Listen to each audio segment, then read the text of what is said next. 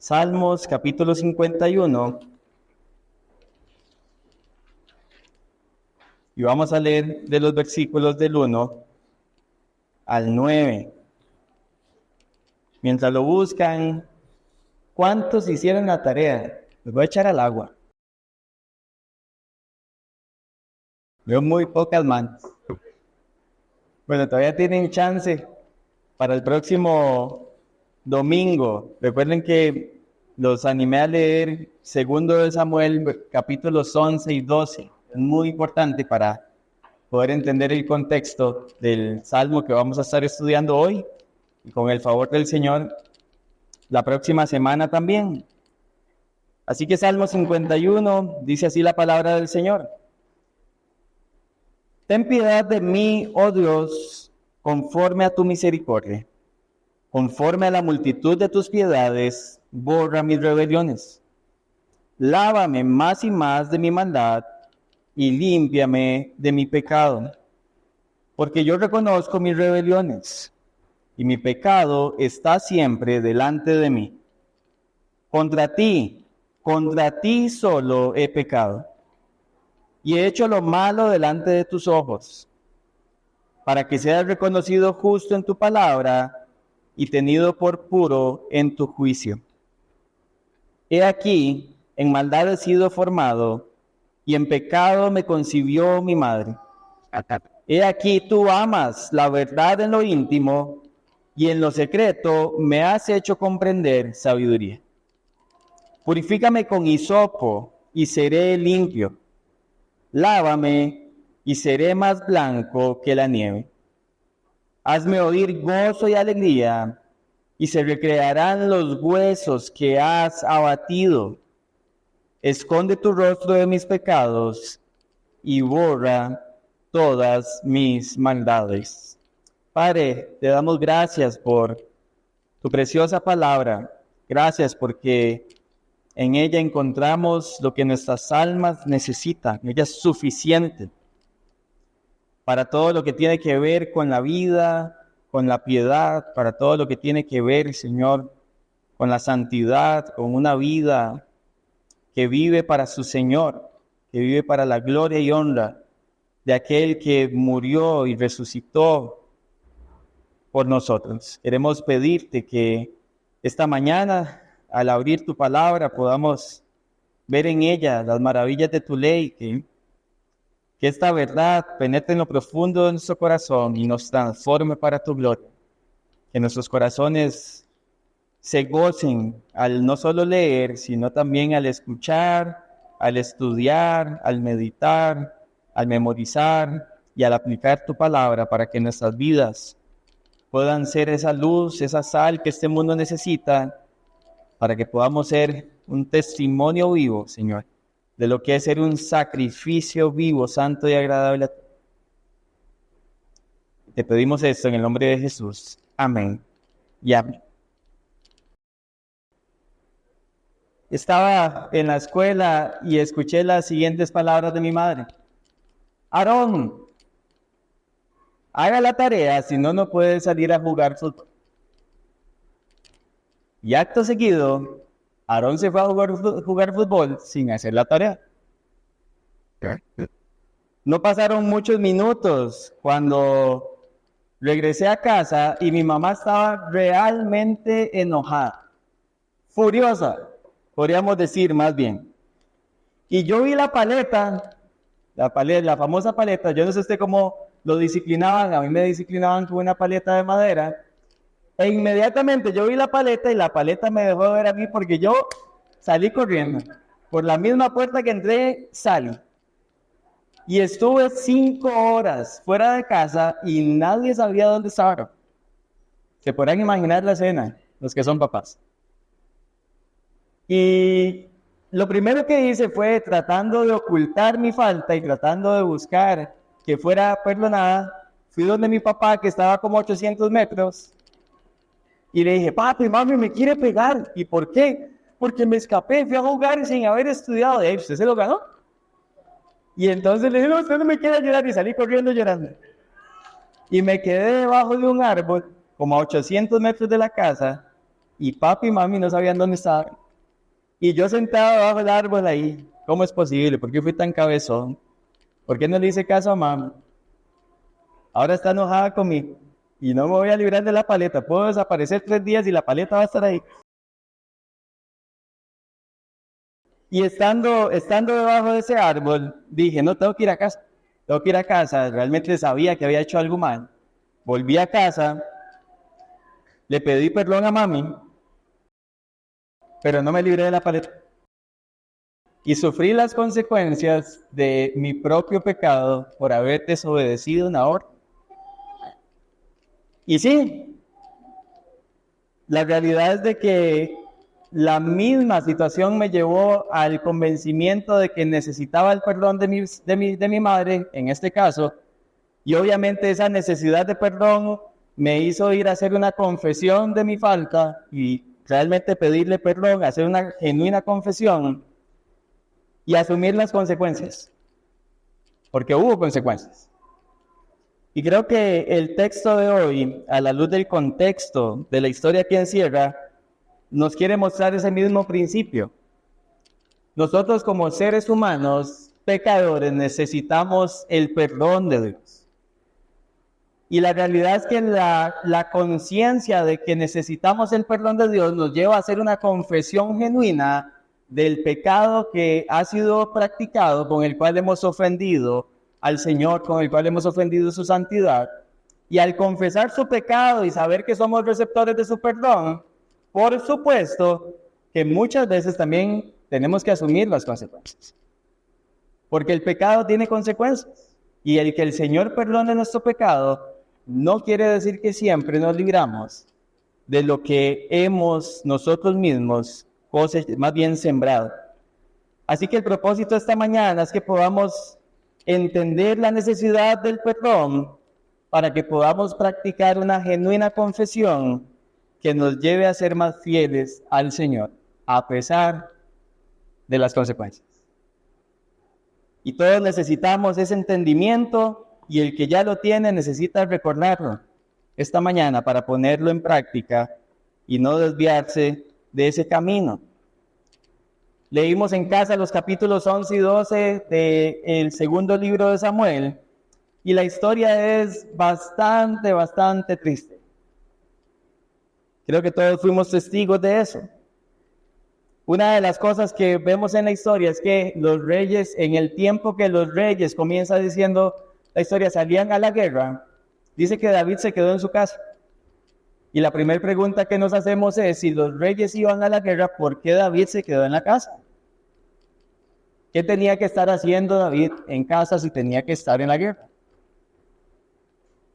Y lo que vemos es a un hombre que deja por un momento su oficio, su ocupación, y como decía el puritano John Bunyan, en la mente ociosa es donde el diablo arma su taller. Y él mismo fue testigo de cómo su propio pecado se maximizó, de cómo estando en una época donde el reino gozaba de paz, donde Dios había dado paz sobre los enemigos a Israel por medio del rey David, este hombre se confió, literalmente confió en que todo estaba en paz alrededor, confió en su propia capacidad, omitió el ir a la guerra, se quedó en su casa, y todos sabemos lo que pasó, salió a dar un paseo por su terraza,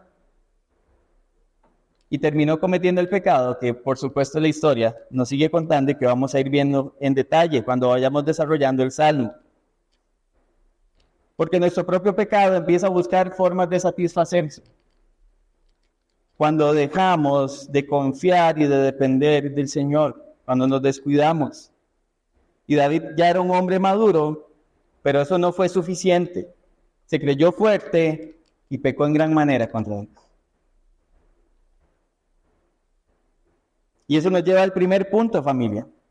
El creyente arrepentido apela al carácter de Dios para que su pecado sea borrado. Versículos 1 y 2. Comienza diciendo el salmista, ten piedad de mí, oh Dios, conforme a tu misericordia, conforme a la multitud de tus piedades, borra mis rebeliones. Y el salmista lo que empieza es con literalmente un sentido de urgencia, apelando al carácter de Dios. Y sabemos que es una petición urgente. ¿Por qué? Porque el salmista va a usar 4 verbos imperativos. Y claramente los verbos imperativos que usa el salmista no es para darle órdenes a Dios. Porque ¿quién le puede dar órdenes a Dios? Lo que denotan los verbos imperativos en este caso es la urgencia debido a la necesidad de perdón. Y el salmista no le está dando órdenes a Dios de lo que tiene que hacer, más bien está clamando con fervor porque hay una urgencia de que su pecado que ha sido descubierto, que ha sido expuesto por el profeta Natán, enviado por Dios, ahora sea perdonado. Una de las cosas importantes que tenemos que recordar es que David literalmente rompió al menos 3 de los 10 mandamientos. Y esto es muy importante. El mandamiento número 10, codició a la mujer de su prójimo. El mandamiento número 7, adulteró con Betsabé. Y el mandamiento número 6, literalmente asesinó a Urías. Y algunos dicen, no, fueron donde andaban peleando. No, David lo mandó a poner ahí. Y cuando Natán lo confronta, dice, tú asesinaste a Urías. Y se le atribuye el asesinato a David bíblicamente. Y lo que vemos en la historia es que David literalmente pecó con predeterminación. Y su pecado, según la ley, requería que él muriera, como se los dije hace 2 semanas. Y vamos a leer 2 textos de la ley para que vean que literalmente así tenía que ser. Levítico 20:10. Vamos un momento ahí. Vamos a ir rápido por tiempo. Levítico capítulo 20, versículo 10. Dice, si un hombre comete adulterio con la mujer de otro hombre, o sea, que cometa adulterio con la mujer de su prójimo, el adúltero y la adúltera ciertamente han de morir. Y está claro, tenía que morir. Y vamos a Números 35. Números capítulo 35. Y vamos a ver los versículos 30 y 31. Dice, si alguien mata a una persona, al asesino se le dará muerte ante la evidencia de testigos, pero a ninguna persona se le dará muerte por el testimonio de un solo testigo. Además, ustedes no tomarán rescate por la vida de un asesino que es culpable de muerte, sino que de cierto le darán muerte. Y la ley es clara, hermanos. La santidad de Dios demandaba que literalmente David pagara las consecuencias de su pecado según la santa y justa y buena ley de Dios. Y no había otro camino, no había escapatoria para David. Y lo interesante que vemos en la historia en 2 de Samuel capítulo 11 es que David intentó borrar literalmente su pecado por sus propios medios. Si recuerdan la historia, él intentó que Urías 2 veces fuera a casa a dormir con su mujer Betsabé. Ahora, en la historia está implícito, pero póngase a pensar, Betsabé le acaba de mandar a decir que está embarazada. David sabe que lo que hizo está mal. ¿Cuál era la intención de enviar a Urías a dormir a su casa si estaban en plena guerra? Dije, muy cómodo, duerme con su esposa, la esposa está embarazada. ¡Felicidades! Un bebé del fruto de su amor. Y 2 veces intenta hacer eso, tratando por sus propios medios de borrar su pecado. Y como no lo logra, entonces manda a Urías al frente de la batalla para que entonces Urías sea asesinado y poder tapar una vez más su pecado. Y lo más triste de la historia, que a veces no se menciona, es que hombres como Joab, que fue el que recibió la orden del rey para poner a Urías en el frente de batalla, hombres como Joab temieron más la instrucción del rey David que la ley de Dios. Tuvo en poco Joab también la ley de Dios. No le importó que Dios dijera, no matarás. Le importó más lo que su señor el rey le decía. y los intentos que David hizo para borrar sus acciones no tuvieron éxito, pues Dios al final puso en evidencia su pecado por medio del profeta Natán. Y es entonces cuando este hombre por fin deja de lado sus excusas, deja de lado el intento de borrar su propio pecado, de ocultarlo por sus propios medios, que entonces él apela al carácter compasivo de Dios y dice: ten piedad de mí. Y ese es el primer imperativo, o sea, lo que le estaba diciendo es: muestra tu bondadosa compasión. Y no se queda ahí, lo extiende, dice: conforme a tu misericordia, o sea, conforme al amor leal, al amor fiel que Dios tiene por su pueblo. Porque el salmista sabe que solo puede apelar a la misericordia de Dios porque su pecado ha sido grave, porque su rebelión contra la ley de Dios ha sido grave. Y no tiene otro camino, no hay sacrificio que pudiera ofrecer a Dios por el pecado de comisión, literalmente fue algo predeterminado, solo le quedaba humillarse delante de Dios apelando a su misericordia. Porque ya no había sacrificio posible para perdonar el pecado de David, hablando desde el sistema sacrificial. No se podía. Y el segundo imperativo que usa entonces es borra, que en el original lo que quiere decir es raspar, quitar. Y David ahora, después de que clama por misericordia, dice: mi clamor por misericordia es para que mi pecado sea completamente quitado. Literalmente sea arrancado, que no se recuerde más el Señor de mi pecado, que sea limpiado por completo. Y esto lo enfatiza con los verbos imperativos 3 y 4, que son lávame y límpiame. Y ese verbo lávame se utilizaba como cuando hablamos de lavar la ropa.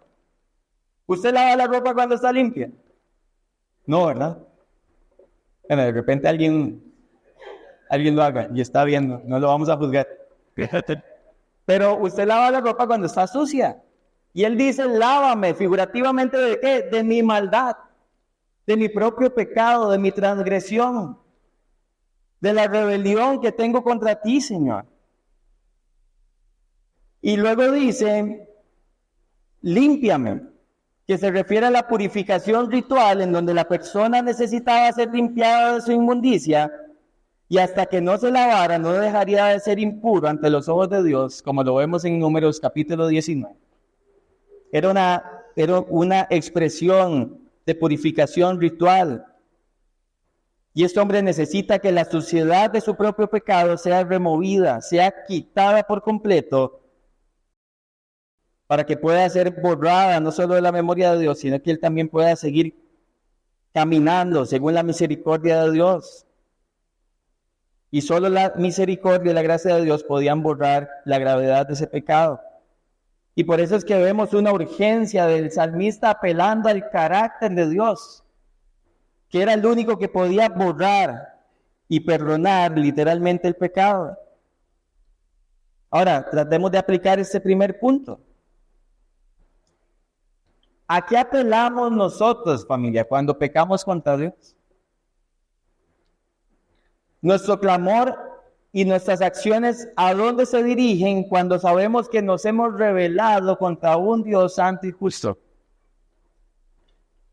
Una buena pregunta que podemos hacernos es si intentamos borrar nuestro pecado por nuestros propios medios, como lo intentó hacer David. Intentamos cubrirlo de alguna forma humana. Déjeme ponerle algunos ejemplos modernos de esto, borrando el historial del buscador, para que nadie se dé cuenta de lo que estaba viendo. Escondiendo chats en WhatsApp, pasándolos a chats archivados para que nadie sepa que hay ciertas conversaciones, teniendo perfiles falsos en ciertas aplicaciones o en ciertas plataformas para poder disfrutar de su pecado sin que nadie se dé cuenta, a pesar de que Dios lo está viendo. ¿Cómo estamos intentando hoy por nuestros propios medios borrar nuestro propio pecado, por lo menos la evidencia del pecado, no por arrepentimiento, sino para ocultarlo.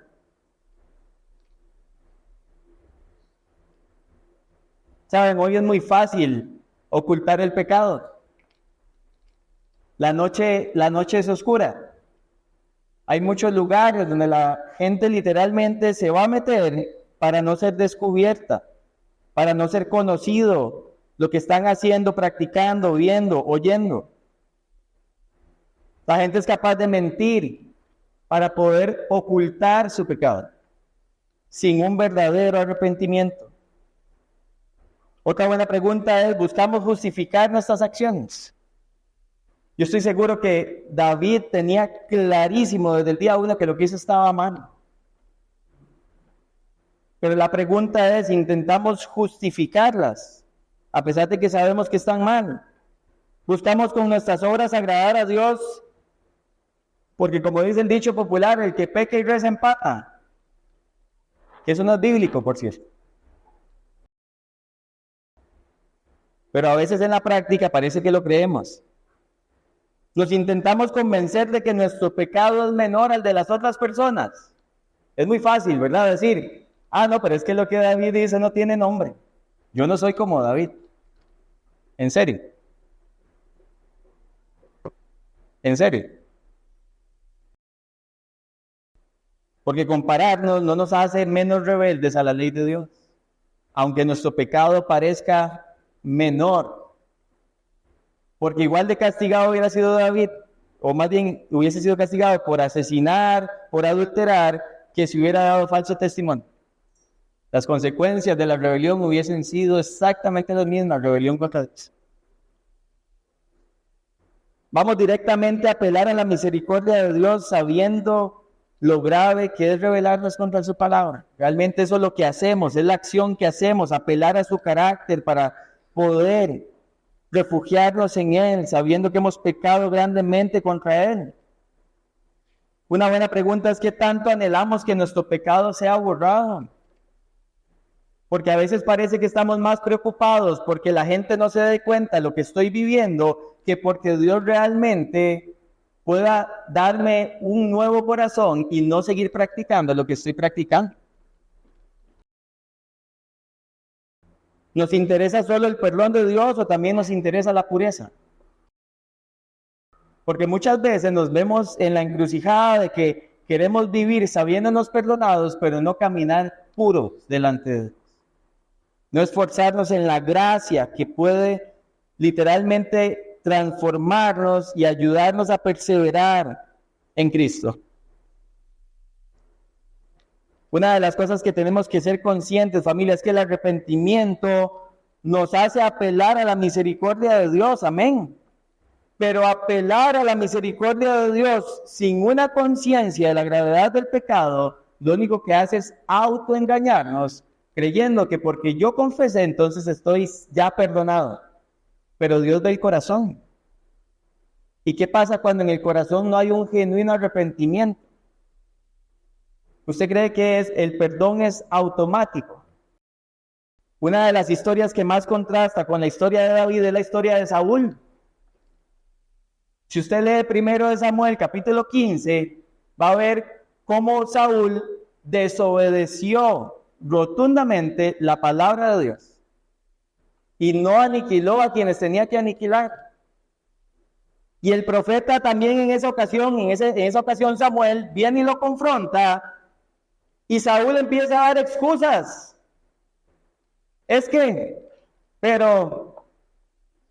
Y cuando escucha las palabras, Dios te ha desechado como rey de Israel, ahí sí ahora se le prendió el bombillo y dijo, he pecado contra Jehová.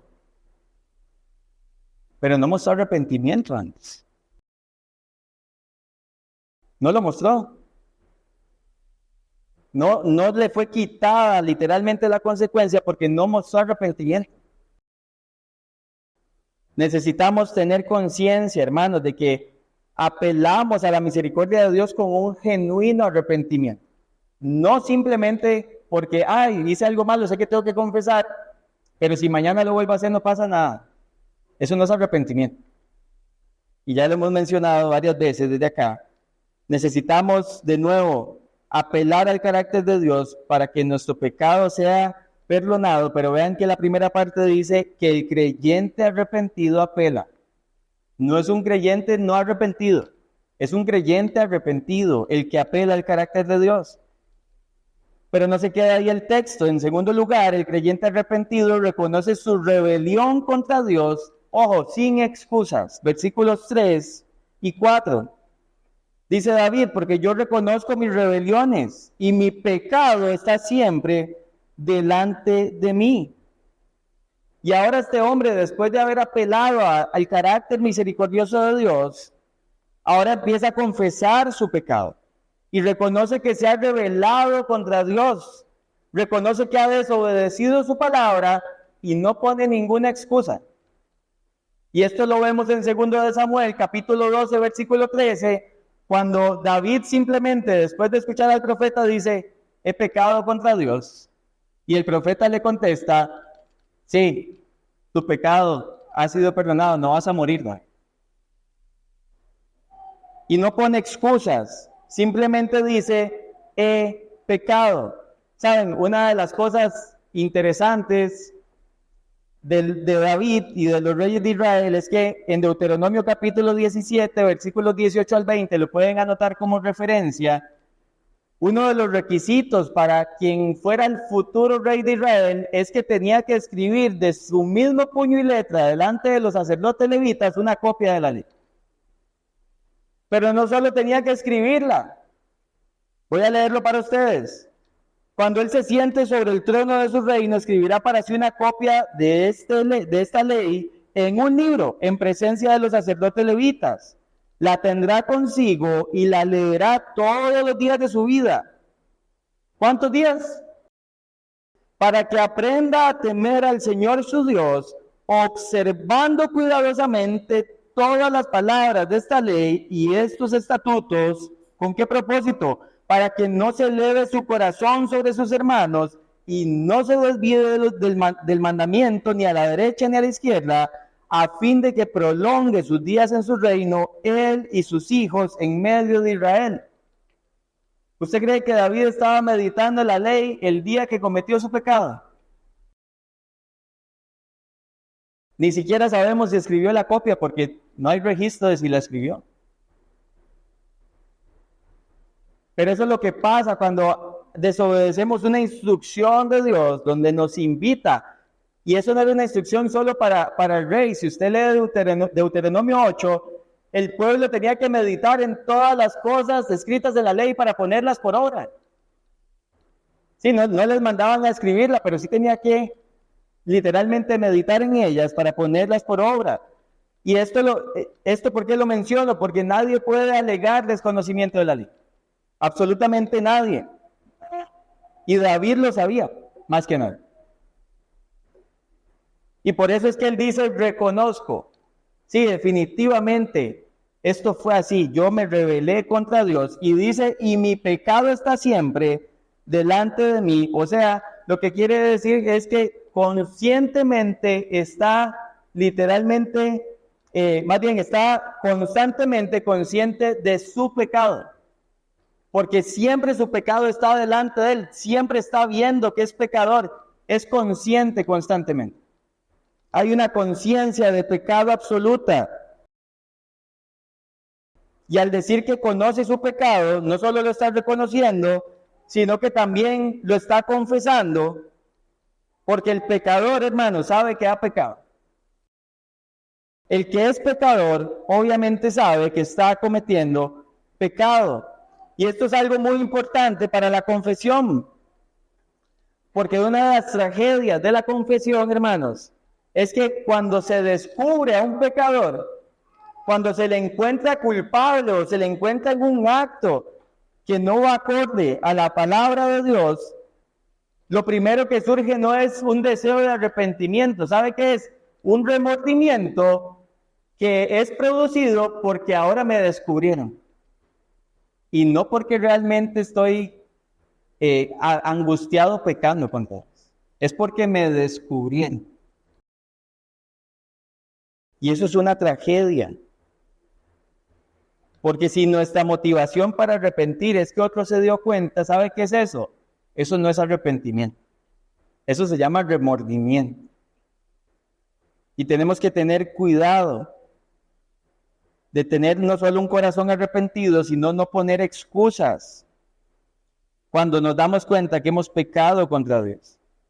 Vean que David una vez más dice en la primera parte, yo reconozco mi pecado. Ahora, ¿por qué menciono esto?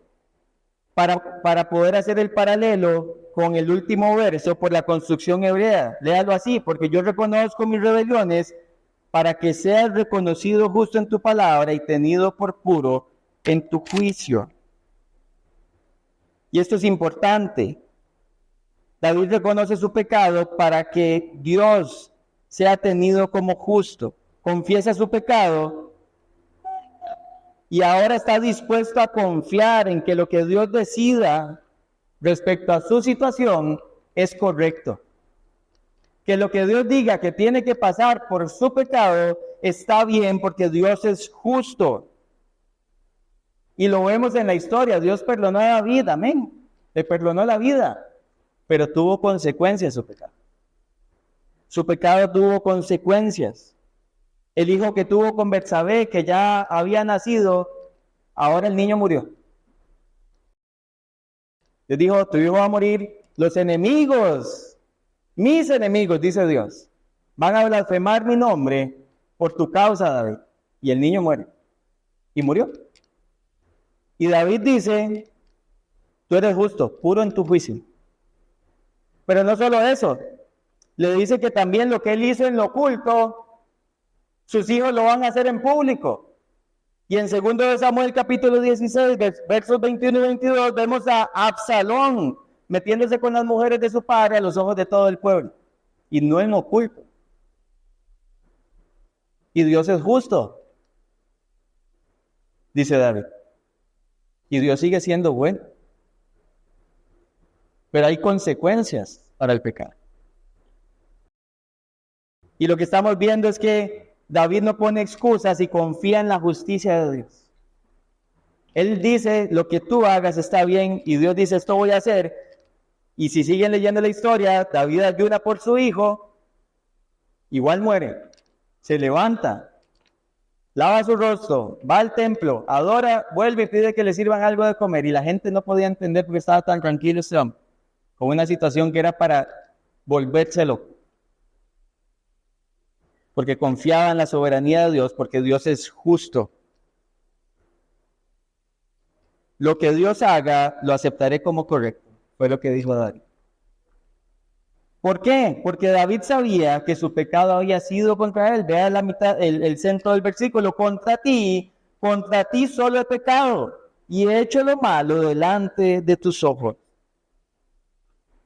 Y ahora David sabe que su pecado es contra Dios. ¿Fue contra otros también? Sí, también pecó contra otros, por supuesto. Pero era pecado principalmente porque iba en contra de la ley de Dios. Y lo interesante de ir en contra de la ley de Dios y hacer lo malo ante los ojos de Dios, de hacer lo malo contra Dios, es que ¿saben qué? En última instancia, si hacemos lo malo delante de Dios, terminamos haciendo lo malo también delante de nuestro prójimo, delante de los demás. Y es lo que nos enseñan los últimos 4 mandamientos, hermanos. No matarás. Si mato, ¿a quién estoy agraviando? A mi prójimo. Pero primero pequé contra Dios, que fue el que lo dijo, y contra mi prójimo. No adulterarás. La misma historia. No dirás falso testimonio. No codiciarás. Todo tiene que ver contra Dios y terminamos también pecando contra el prójimo, pero en principio y principalmente es contra Dios, solo contra Dios. Y no amar a Dios, lo que nos demuestra, familia, es que terminamos en acciones pecaminosas hacia otros también. Ese es el resultado. No amamos a Dios, no podemos amar al prójimo. Y es importante reconocerlo sin excusas. Ahora, ¿cómo aplicamos esto? La pregunta que tenemos que hacernos en primera instancia es si cuando reconocemos nuestro pecado, ponemos excusas. Cuando usted y yo nos disculpamos delante de Dios, Dios, perdón, pero es que usted sabe que es que esa persona se me metió y le tuve que gritar. Así es como confesamos nuestro pecado. Dios, es que yo no quería, pero de ahí me insistieron. Muchas veces ponemos excusas. Y no hay excusas, hermanos. El pecado es nuestra decisión. Y muchas veces terminamos victimizados o no reconociendo el pecado que simplemente nos dispusimos a satisfacer. Y es un problema delante de Dios. Otra pregunta es, ¿reconocemos que pecamos contra Dios en primera instancia? Porque, como lo decía la semana pasada, a la luz del humanismo moderno, hermanos, muchas veces, en vez de pensar que estamos pecando contra Dios, estamos pensando que pecamos primero contra nosotros mismos. Y eso es otro gran problema.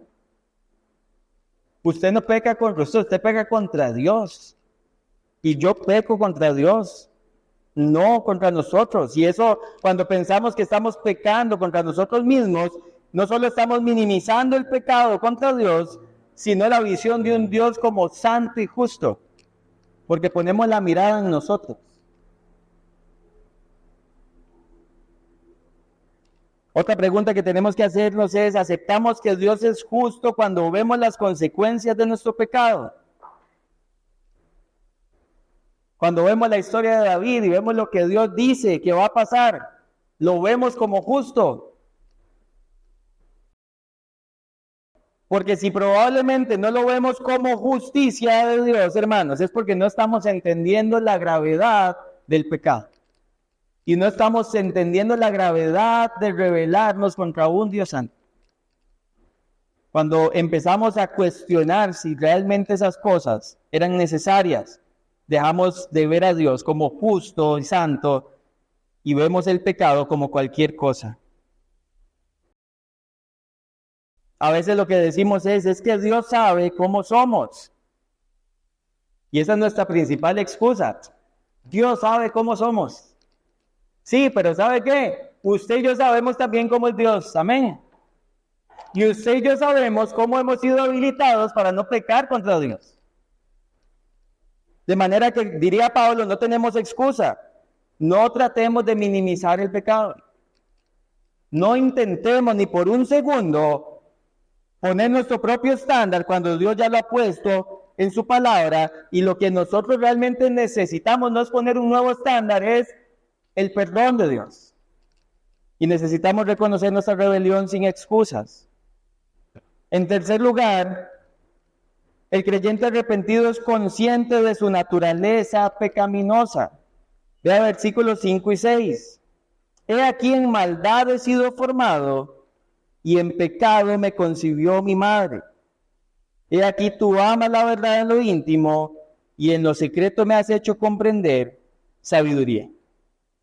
Y ahora lo que el salmista está afirmando es que desde el comienzo mismo de su existencia no ha habido un solo momento en el que él no hubiera estado en un estado de naturaleza pecaminosa. Ahora, estado de naturaleza pecaminosa no es lo mismo que decir que un infante nació ya pecando gravemente, ¿verdad? No es que nació pecando. Todos vemos al infante y decimos, ¡ay, qué lindo! Ni se mueve. Parece el menos pecador de todos los seres humanos en ese momento sobre la faz de la tierra.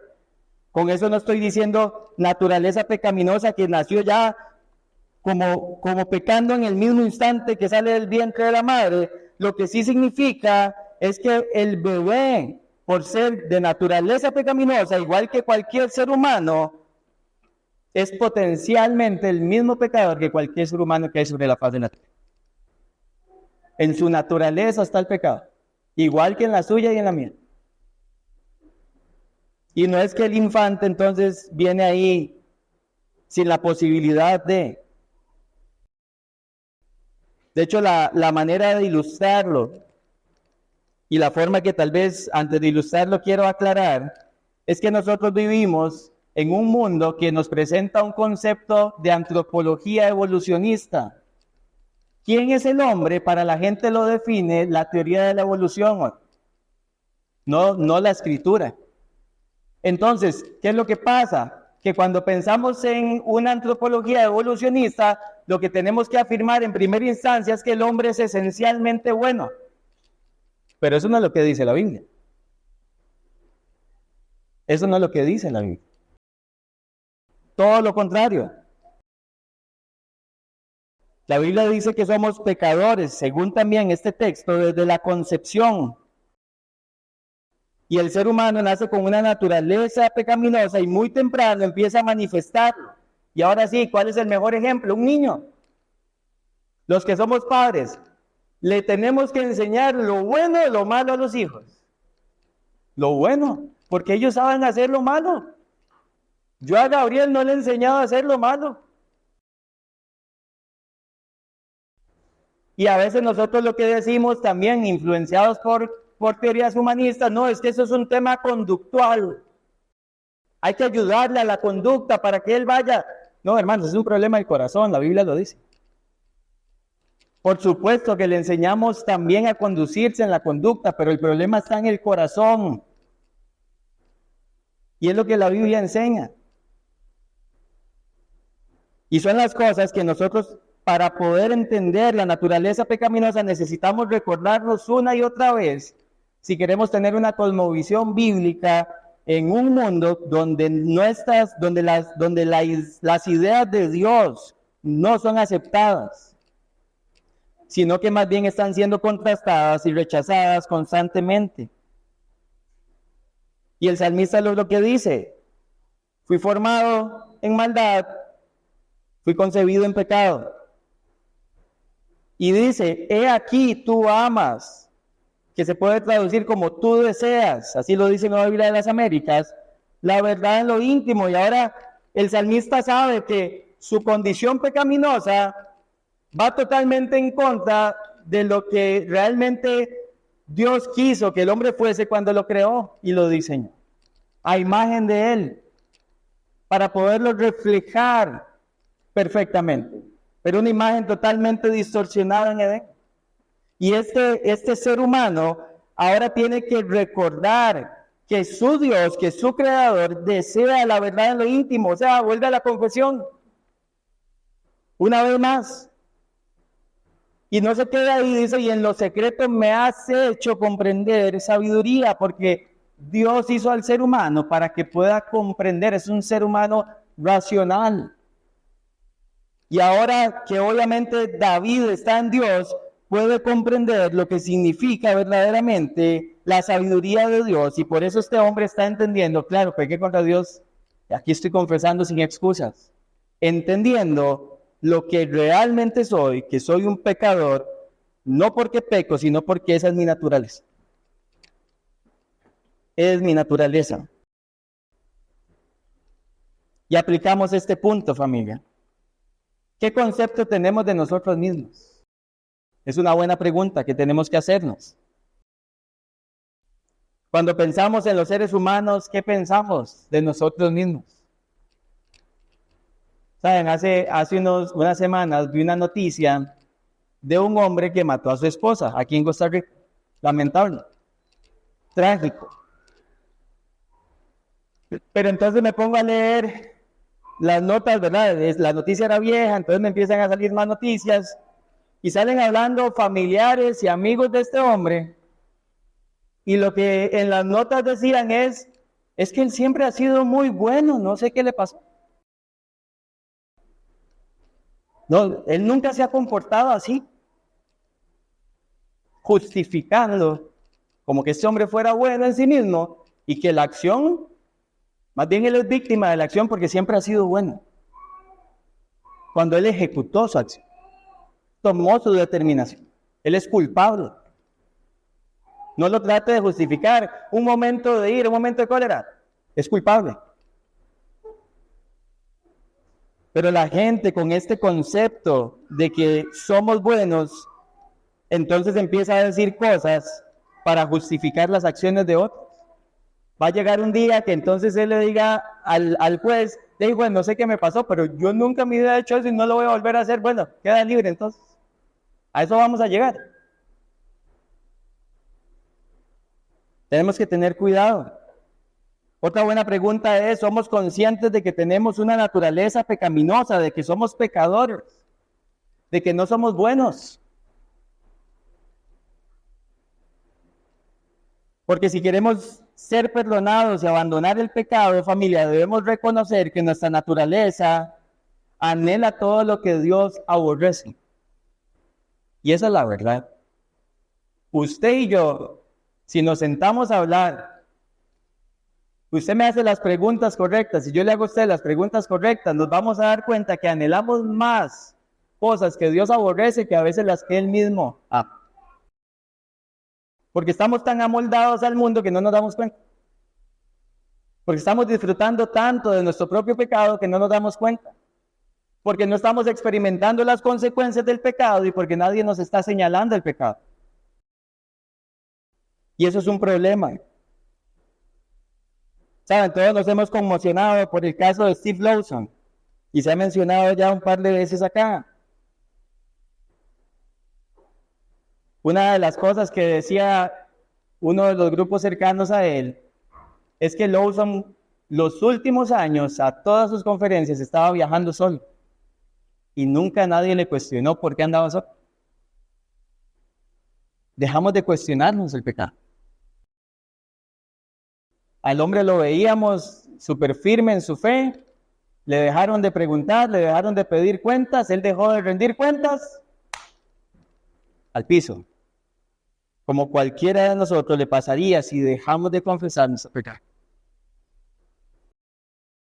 Debemos reconocer que nuestro pecado, más bien no solo nuestro pecado, sino nuestra naturaleza rebelde contra Dios. Y de nuevo, hermanos, pecamos porque somos pecadores. No crea que es que usted ahora es pecador porque cometió un error. No, usted cometió un error porque usted es pecador y yo también. No nos engañemos a nosotros mismos de que otros son los malos, sino más bien reconozcamos lo que somos, porque eso muestra un corazón humilde, necesitado, arrepentido delante del Señor. Un corazón que necesita misericordia y en cuarto y último lugar, el creyente arrepentido clama para ser perdonado, pues es su mayor necesidad y vuelve a clamar el salmista. Versículos del 7 al 9. Purifícame con hisopo y seré limpio, lávame y seré más blanco que la nieve. Y ahora la petición que hace el salmista implica una acción de Dios, de purificarlo para que pueda ser limpio, de lavarlo, para que él pueda literalmente ser más blanco que la nieve. Ahora, aquí hay algo importante en este concepto de purificación con hisopo. Cuando hablamos de hisopo, hermanos, estamos hablando de una especie de ramita que fue utilizada en primera instancia en la Pascua. ¿Recuerdan cuando Dios mandó a que pintaran los dinteles con la sangre del cordero? Era con hisopo. Tenían que hacerlo. Pero no solamente se utilizaba para los dinteles y los postes de la casa en Éxodo 12, sino que también se usaba en la limpieza ritual del leproso, según Levítico 14, y también en la purificación del que tocaron muerto en Números 19. Estamos hablando de alguien que necesita literalmente ser purificado, alguien que necesita dejar su inmundicia, alguien que necesita ser cubierto, como en el caso de Éxodo, para que obviamente las consecuencias no vengan sobre él. Y la imagen que pone el salmista nos pone a reflexionar en una profunda necesidad de pureza, en una profunda necesidad de quitar la inmundicia. Vean lo que dice Isaías 1:18, que nos recuerda muy bien esta idea de la nieve. Vengan ahora y razonemos, dice el Señor. Aunque sus pecados sean como la grana, como la nieve serán emblanquecidos. Aunque sean rojos como el carmesí, como blanca lana quedarán. Y el salmista, urgido del perdón de Dios, necesitado del perdón de Dios, ahora recuerda que solamente Dios puede purificar, limpiar, quitar la impureza, la inmundicia de su vida para que él pueda ser limpio. Yo no conozco la nieve, pero en la tele se ve bien blanca y brillante. Linda. Dicen que no es tan lindo estar ahí con frío, pero dicen que es lindo. Pero Dios promete literalmente limpiar, y el salmista lo sabe y por eso acude a Él, porque su mayor necesidad es ser perdonado. ¿Por qué? Porque el salmista sabe que si es perdonado, la segunda parte, hazme oír gozo y alegría, y se recrearán los huesos que has abatido. No hay forma de que este hombre pueda sentirse alegre, como veíamos la semana pasada, feliz. No hay forma de que este hombre salga de su estado de miseria, de sentirse desgastado, envejecido, con los huesos abatidos, si no es perdonado. Y aquí está la conexión con lo que lo veíamos en el Salmo 32. Él necesita esto porque si no, él sabe que no va a poder vivir una vida de felicidad en su Dios, ni en este mundo. Y termina exclamando, esconde tu rostro de mis pecados y borra todas mis maldades. Y ese borra fue como empezó, borra mis rebeliones. Y ahora le dice, Señor, por favor, no veas más mi pecado. Bórrala. Necesito tu perdón. Realmente necesito tu perdón. Y terminamos aplicando esto.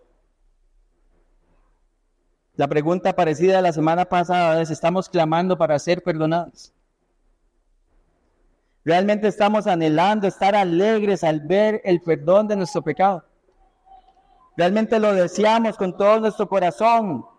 Porque si es así, para nosotros hoy en Cristo, ¿saben qué nos toca? Acercarnos confiadamente al trono de la gracia. Para hallar misericordia y gracia para el oportuno socorro. ¿Sabe qué necesitamos hoy? Recordar textos como Romanos 8:1, no hay ninguna condenación para los que están en Cristo. Pero esa no hay ninguna condenación, es para los que se han arrepentido de verdad. Porque se arrepienten, porque ven que su necesidad de ser perdonados, y eso los lleva a una confesión de pecado sincera, genuina. Solamente, hermanos, como veíamos la semana pasada, aquellos que confiesan su pecado pueden experimentar el amor, o más bien la felicidad de estar en el amor de Dios. Y hoy en Cristo, ustedes y yo, por su obra en la cruz, hemos sido perdonados. Y esa es la centralidad del evangelio que predicamos. Que Cristo vino a este mundo, vivió la vida perfecta, murió conforme a las Escrituras, fue sepultado, resucitó conforme a las Escrituras. Y hoy está sentado a la diestra del Padre. Y esa es la realidad de la centralidad del evangelio. ¿Para quiénes? Para los que entienden que Dios es creador, que el hombre es pecador, que Jesucristo es salvador y que el hombre tiene que arrepentir y poner su fe en Jesucristo para entonces poder gozar del perdón de su pecado y ser entonces una persona verdaderamente feliz. Pero la centralidad del evangelio, sin la conciencia de pecador, sin un Dios creador y sin una acción de arrepentimiento verdadero y fe, no sirve. No hace efectiva nuestro perdón, no hace efectivo nuestro perdón, no hace efectiva nuestra salvación. Y quiera el Señor, familia, que esta mañana podamos en serio entender la necesidad que tenemos de perdón para que podamos venir con un corazón arrepentido y que eso nos permita ser una iglesia más fiel. Recuerden que eso es lo que estamos viendo el mes de aniversario. Un Dios fiel anhela una iglesia fiel. Y una iglesia fiel comienza no solamente reconociendo su pecado, sino reconociendo su necesidad de perdón por la confesión de pecado. La próxima semana, si Dios lo permite, vamos a terminar el Salmo. Y en 2 semanas, con el favor de Dios, estaremos celebrando juntos la gracia que nos ha permitido cumplir 7 años de poder estar predicando la palabra de Dios. Oremos juntos. Señor, gracias por tu palabra. Gracias, Señor, porque eres un Dios que perdona. Porque eres un Dios que no es como nosotros. Eres un Dios santo y justo. Un Dios que decidió salvar por amor a todos aquellos y aquellas que depositan su fe en Él. Señor, permite que esta mañana, nosotros ya sabiéndonos hijos e hijas tuyos, podamos con humildad, podamos con urgencia, como el salmista, confesar nuestro pecado delante de ti, anhelar ese perdón, sabiendo que solo tú puedes producir en nosotros un genuino arrepentimiento, que necesitamos ser más conscientes de la gravedad del pecado y de la grandeza de la misericordia del Señor, que necesitamos ser más conscientes de que no tenemos excusa cuando pecamos y que solo un corazón que se humilla, que se contrita delante de ti, Señor, no desprecias, como veremos la próxima semana. Ayúdanos a recordar, Señor, esta mañana que pecamos contra ti, que eres tú el santo y justo, que eres tú el creador, que eres tú el Señor. No permita, Señor, que las filosofías de este mundo y las ideas de este mundo nos hagan poner la mirada en nosotros mismos o en otros, cuando nuestros ojos tienen que estar puestos en ti, Señor. No permitas que los deleites temporales del pecado nos cieguen al punto de creer que podemos vivir la vida pecando contra ti, autoengañándonos, cuando necesitamos urgentemente tu perdón. Y peor aún, no nos permitas vivir la vida autoengañándonos. Si un día hicimos una oración para salvación, pero no hemos visto transformación, ningún tipo de transformación en la vida, no nos permitas engañarnos con eso, porque qué triste abrir un día los ojos y darnos cuenta que nunca fuimos verdaderamente salvos, porque nunca entendimos la salvación. Ayúdanos a confiar en ti, Señor, a depender de ti, a descansar en ti, a refugiarnos en ti, a abandonarnos, Señor, en tu mar de gracia que has dispuesto para todos aquellos y aquellas que hoy te confiesan como Señor y Salvador, que reconocen su pecado y viven una vida para aquel que murió y resucitó por ellos. Y que así sea para tu gloria y honra, Señor, en Cristo Jesús. Amén.